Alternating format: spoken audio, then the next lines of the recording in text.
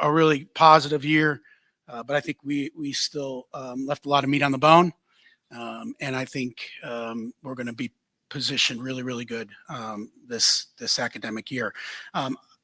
Before I get into Beaver Stadium, because I know that's all you all want to talk about, I think it's most important to give you kind of an update on our how we did academically. I know it gets lost in the sauce a lot of times, but I think it's pretty incredible what our athletes are doing, because I referenced the academic success we had, our athletic success we had, but at the end of the full term, you get a department GPA of 3.3. We had 203 graduates, 423 academic all Big Ten selections, and 150 Big Ten distinguished scholars. That's a 3.7 GPA to get in that space.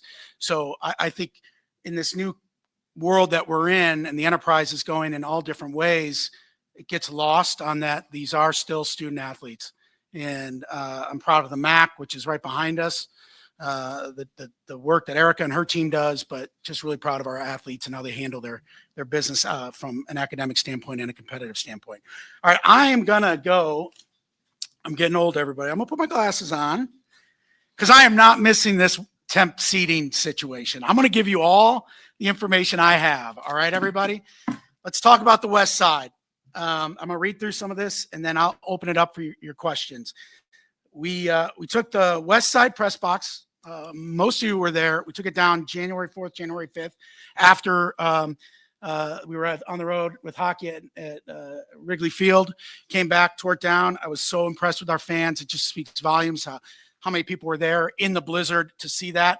I will be honest with you. I was a little nervous, and that really struck home when that thing fell. And you're like, well, it's a project now. And I'm really, really happy with where we are as we sit here today. Just some stats. You may have seen them on social media. We installed 924 micropiles going varying depths, 50 to 80 feet to reach bedrock to lay this new foundation. 3,200 tons of steel erected to the 66 feet. So what you're seeing right now, that concourse level where the temp seating is, it's at about 66 feet. We're going to be at about 190 plus when this thing is done.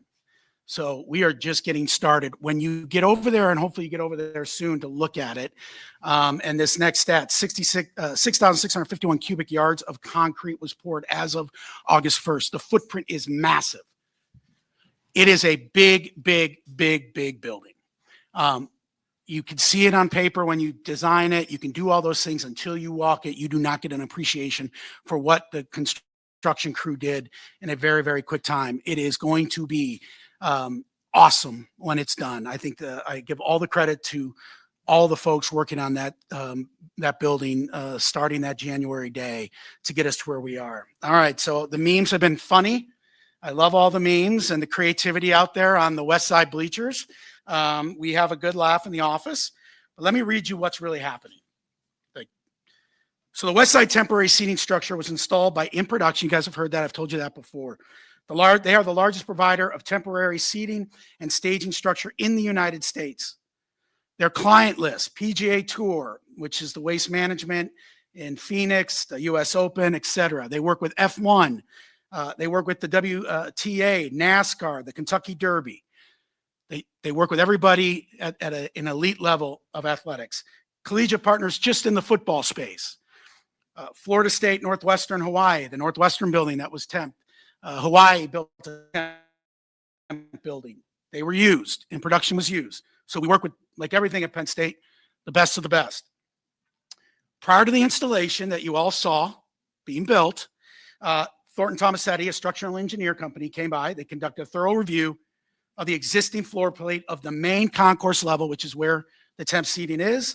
They want to make sure that they could hold the load of the temp seating, first and foremost. So structural engineers looked at it. Then the structure went into a two-phase check. So In Production put it up. They put the bleachers up. They look at it. Then we bring in an independent third party to come in and look at it. So the structure is safe. All right. It is safe. It's been looked at. It's been inspected. L&I, like everything here, has to approve any sort of construction process. So L&I, they've signed off. We got the keys to the castle. We are in that building. We are off and running.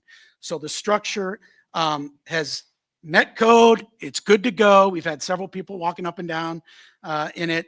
I'm going to be honest with you. Awesome seats.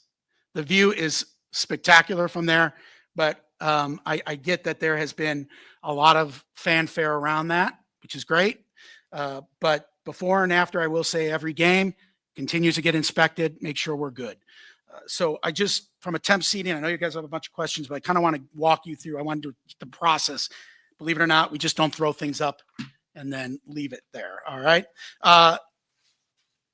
We were able to find other areas to put seating.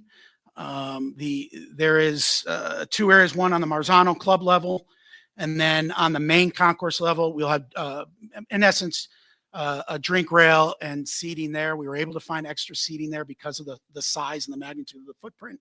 So those are sold out. They're already sold out for the season.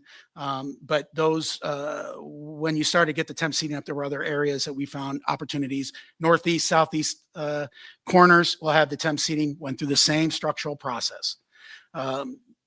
The amenities, everything now, it will be temp. So we will have the Marzano Club in particular will offer covered food and beverage opportunities. We'll have portable restrooms. We will have all of that ready to go. We're looking to have those that are seated on the west side to get them in the building. It looks like Friday before kick, just so they can see it. It's a new experience getting into the building, seeing how it flows. Look at it, it's the building is a special building, but people have been there for a long time. And so I want to make sure people are comfortable prior to us kicking the ball off. The next question I've heard, what's capacity? Our official capacity this season is going to be 106,304. We're a little below what our normal number is, KP. It's like 106,527, 72. Nice. But we are ready to go. The building and the most hostile and exciting environment in all of sports will be ready. Our fans are going to be ready to rock and roll when we kick off for Nevada. That was very important to me and our team, that we did not want anything to get in the way of the greatest environment in all of sports. So with that, I'm happy to answer questions. Raise your hand and we'll get a mic to you. Usually the mic mark running. Then we'll go to Rich, then we'll go to Mike. Hey, Pat, I'm back here. Oh, there you are. Where is this project in the overall scheme of the entire project? You follow what I'm saying? Are you on track to where you're going, and what will continue to happen during the course of the season? It's a great question. I think we're in the second quarter. First quarter, kind of getting the demo, getting everything down and up and running. So yes, knock on wood, as you all know, construction projects. But we're really in a good spot. We're moving. We're all on time. I think what you will see. So when you are over there, there'll be walls up. We're still working through the year. Now we'll stop construction on Thursday night and get ready for game day, but they're going to keep working. For example, on the club level and the main concourse, bathrooms, concessions, all the things that are on those levels they'll be continued to work through. You will start to see after the year the superstructure kind of go up. I call it the superstructure. So the height, you'll see us go back up higher to get the upper level done in the off season. But from a game day perspective, like what you see is what it is, but they'll continue to do all the things they can behind the scenes. You will not get to see the depth of the concourses because we're walling it off so that we can continue to do the construction. Pat, to your left. Where am I at? Oh, right here. There you go. Oh, hey. Hey, where are you with ticket sales for football for this season, particularly in the temporary stands on the west side? Where are you? How close are you to selling out? We have, I think our number is about, we still have our 94,000 season ticket holders. I want to give, you know what? I appreciate that question. Our fans who have sat on the west side for a long time have been incredible. This is a testament to Penn State and the people, who we are. That's hard, right? they've been sitting in those seats, and I'm trying to do my best to help that process along. But I would say, 99% of the conversation, they've been really understanding. We're trying to get them in there first, trying to get them to select the seats first. When we had the opportunity, they could go to the lower bowl, which is the structure it's always been. They could go up, they could move around to the other side of the building where there was inventory. But I cannot express enough how great our fans have been. I got it just the other day. Hey, my seats are on the west side. I was like, I really appreciate that. But we're, I think we have a smattering of tickets left for probably Florida, FIU, and Nova. But that's normal. That would be how we are going up to any game like, that early in the season. Yeah. I mean, the way I equate it is the 94,000 season ticket holders, they got their seats. Now, if there was a void, someone didn't sit in that seat normally in the west side, if no one took it as a season ticket, then it was a single day of game.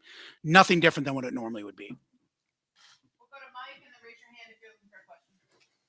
Hi, Pat. Hey, bud. Completely different subject. Whoa. The reported Big Ten commissioner has this report that it's extremely expanded playoff format, 24-20. So has there been communication with you about that? What do you know about it? What do you think about it? Yeah, so it's really early. It got out, I think, sooner than probably Tony wanted it to get out. I think it was this Saturday. Tony is very open with us, and so we had seen it in a very rough format. Look, I think it's an interesting concept. I like it personally. I think it creates a lot of excitement for the regular season, because if you really and this has got to get baked still, but everyone looks at the AQs, right? Well, if I want to be careful because I don't want to spill the beans, but you guys, I'm too honest. What I do think it does is it allows you to focus on your entire schedule a little bit more. Right now, you got to win games. Like, you got to go in there, and if you're going to challenge yourself, how is the committee going to look at you? And I think that's a really important piece to all of this. So everyone's pushing back on the AQs, and a lot of people are talking about that. I think in the room, we're in a place where, like, let's discuss every option. The early idea was, the 5-11, and then it's in a place now that I would hope that the four commissioners can get in the room, discuss this. Now, I think the critical issue in all this, and is maybe not out there, is in order to get those games and not put more games on you, we're going to have to look at championship weekend. And so I think those elements that's what I mean. This is so early, but I do appreciate Tony's creativity in that space. But my perspective, I like it. Let's go play games. Let's have a tournament that we can go and compete in. Look at from we're always trying to be the top seed. So we're trying to get home games and make sure that we can be the number 1, number 2, number 3 seed, or whatever that is, to help us along. So from just a AD perspective, I think it's interesting. I hope that we can continue to move it forward. And like I said, it's just an early idea, but the commissioners have to come together and figure that out. But I'm open to anything, really. We'll go Audrey, then Bogey. There it is. How are you? I'm good. Back to the West Side bleachers. One of the most common questions I've gotten, I'm sure a lot of people in here have, what is underneath that in terms of, hey, if you drop your phone, if you drop your keys, how are people getting that back? Well, you go down and get it. Yeah, exactly. That's where does it end up? So it's hard to explain, but the footprint is not like a high school gym where something can fall. There is and full disclosure, like, when I saw it, before I had got up there and looked at it, this part, I was like, well, the space is like this big. I'm not going to say you're not going to lose your keys and your cell phone. I don't know. You can go like this, whatever. What I will tell you is the base there's no hole in, like, the floor. Do you understand? So the floor is a solid framework.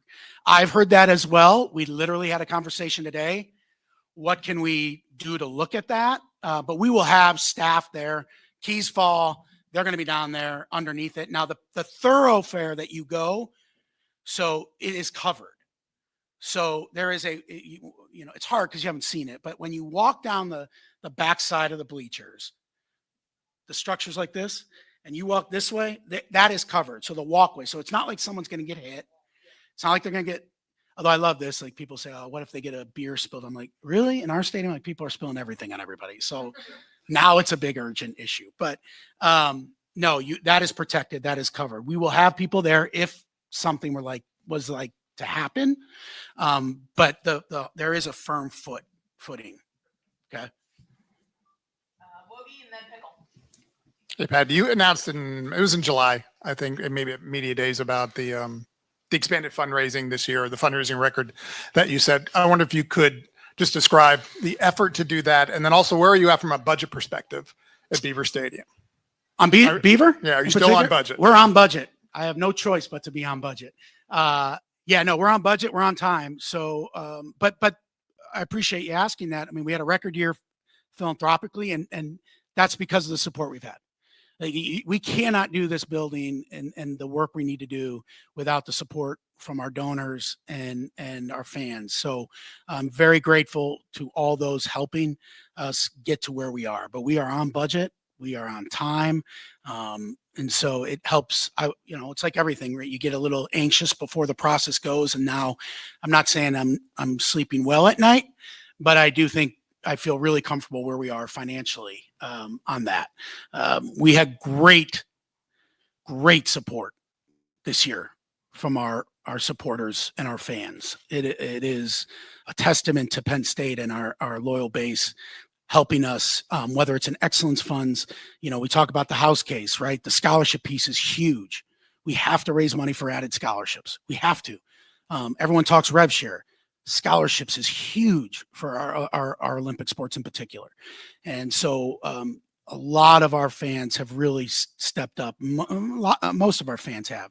I'm so appreciative of that. So from a development standpoint, we're just trying to keep going. But we're great. I think the building, there'll be more opportunities coming. There's some other areas that we're working on right now, but a lot of those major gifts got us to the point and to where we are. Pickle and then Sauber. Pat, over here to your Oh, left, there. I believe it is. How are you? Just from that Rev Share NIL perspective, where do you feel like you guys are at as that really starts Awesome. to get rolling? And I know you said back in February, I believe it was, at NIL, you have to change the conversation. It's marketing, I believe is the way you put it. Do you feel like your program and your fan base are getting closer to looking at it that way?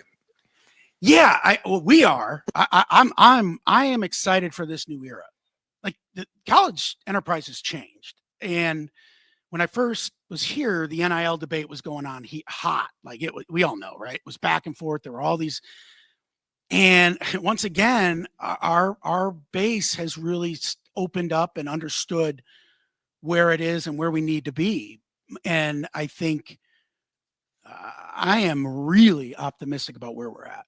And I believe we are positioned as good as anybody in the country because of our power. That Penn State power is real. We have the second most CEOs in the country. We have the biggest alumni base in the country. We are now just tapping into it. It's with the development conversations, right? And I think when Neely's done with the institution and getting us to be where we are, we are humming now.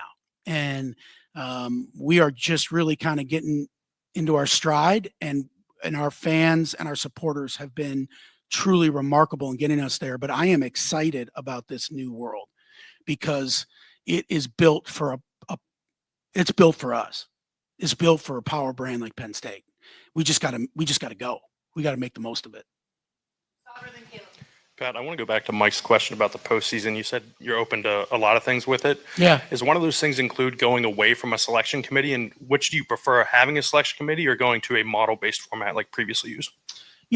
Like the old BCS era? Yeah. I think the selection committee, I've gone through those mock-ups. I don't know if any of you have done it. It's really hard. I think knowing a bunch of friends that go through it, the scrutiny is insane. Like, no, thank you. Like, I want to play in the game. I just don't want to have the choice. I used to want to do that. I think it's really hard to base, let's just talk about it. The SEC doesn't play as many conference games as us. Okay. How do you judge that? John, how do you base that? That's hard to do. You can put any metric you want, but we know that's a fact. Good, bad, and different. So I think, I think what I've heard is, and I believe this is happening right now. To be very honest, we've been so busy. I haven't, other than, Tony showing us the 28 model.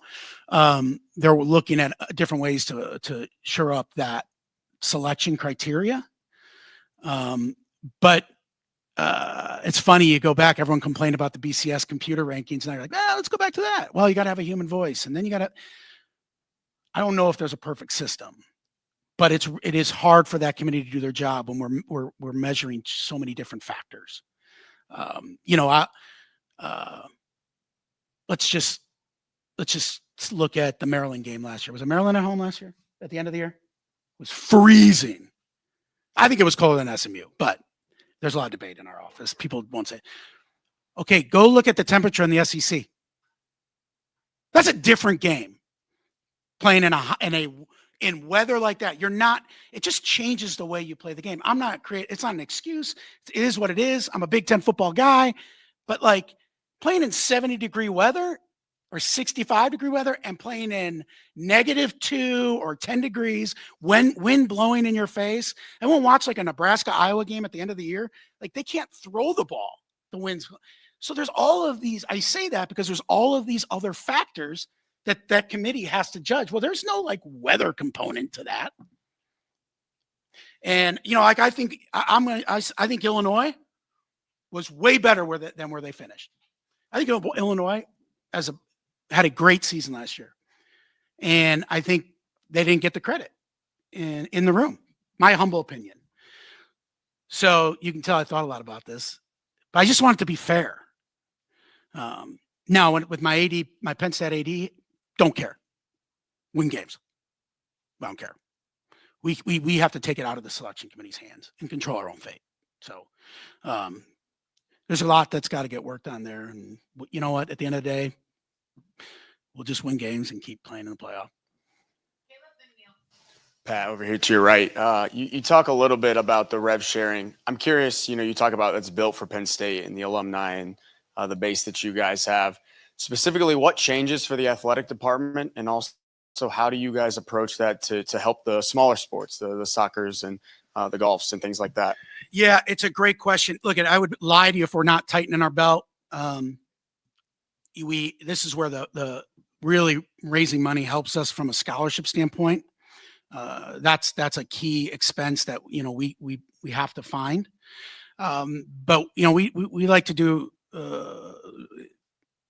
a form of zero-based budgeting and going through where everybody is. It is a great problem to have that all of your teams are competing for championships, and so I don't want to take the foot off the gas in any of that. But there are honestly, we're going to have to look at it from an administrative standpoint. The question is, does this help provide a better experience for our student athletes? Which is really, does it help us win a national championship? And if it does, let's do it. And if it doesn't, let's not do it. And I give all the credit to our coaches who are starting to understand that, because there's only so much you can do. And we have had very honest conversations with our coaches on where we're going, how we're going to do it. That's what I mean. I think the buy-in we've had is pretty remarkable, but it is changing. So we have to find more revenue opportunities. We have to find ways to generate more philanthropic opportunities. But you just don't find $20.5 million laying there, and it's just going to keep going up, right? 4% every year. But we're like I said, we're in a good position to handle it, and it excites me because it's a new challenge. Last question will go to Neil in the back. Right. Pat, the last few years, you guys had West Virginia and Auburn on the non-conference. I just wonder if you could address your non-conference philosophy. Is this year closer to what that is, or can you discuss that? Well, we're still in games that I hadn't any part to schedule, although I did schedule the Temple game when I was at Temple. So that's coming to fruition. But yeah, like win games. That's it. And right now with where the system is, we have to look at everything. We look at all different metrics. I have to be brutally honest with you. I don't know who we play other than Temple because it was brought up to me this morning. I don't even know what the schedule will look like when we're scheduling games out. Where are we out to? I really don't know. 29? Yeah. Who knows what this thing's going to look like in 29? But I get it. I think if some of these questions get answered about the playoff, about selection, it will open up the world of scheduling a little bit more. But at the end of the day, 10, 11 wins. How do you get there? You remember now, we're planning on playing 16 games. We don't get preseason games. So I think it was our Rose Bowl year when we won the Rose Bowl. I think Drew had the most snaps of there was a stat that he had almost as much as a starter because Cliff was out in the third quarter of a lot of games. How valuable is that as we sit here today? So there's a lot more to that than, and I'm not disparaging any opponent, by the way, just so everyone knows that. But we have to look at it. We got to play 16 games, and you're playing in a Big Ten that is physical, that is intense. And then, oh, by the way, we want to go to the playoff. And if we got to go our route like we did last year and go win, like we plan on doing, winning a Big Ten championship and then playing all the other games, you got to be healthy at the end of the year. And so you got to weigh all of those factors when it comes to scheduling games. It's just a reality. Good question. We'll keep looking at it. I just don't know where scheduling is going to be in 2029. But James and I work, hand in hand in that process. Thank you, Pat. Hey,